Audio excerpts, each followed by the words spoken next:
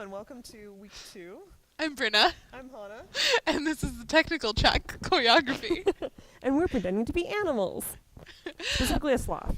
So we worked on choreography inspiration today, and we started with doing solo movement, so just walking around really simple exercises, and then taking turns doing different animals, and seeing how we could both be very literal with that. So like if you're doing a snake, like super literal, or you could also do like inspired by.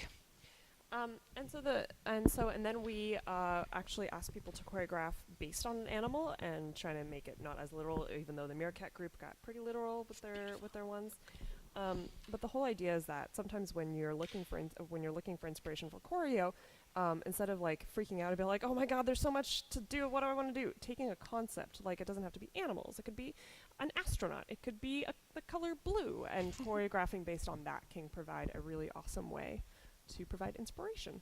Yeah, and so some of the things that we talked about once we recorded each other and saw some of the notes were making sure that we're aware of the audience. So, for instance, if Hanah and I are dancing and we're towards the back, then this doesn't look super great to the audience, versus if we're being conscious of opening up to them. And then also making eye contact with the audience is something we're working on, as well as like shifting from down here to up here. It's amazing how like going from here gets you, unleashes all this potential in your body.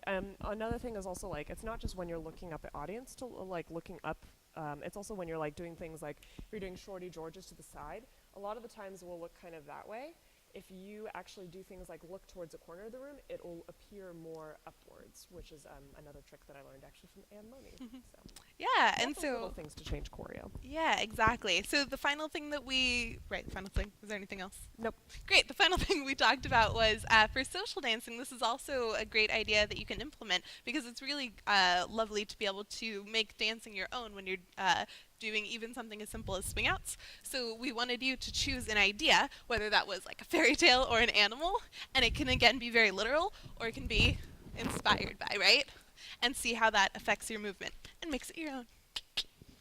Cool. See you next week.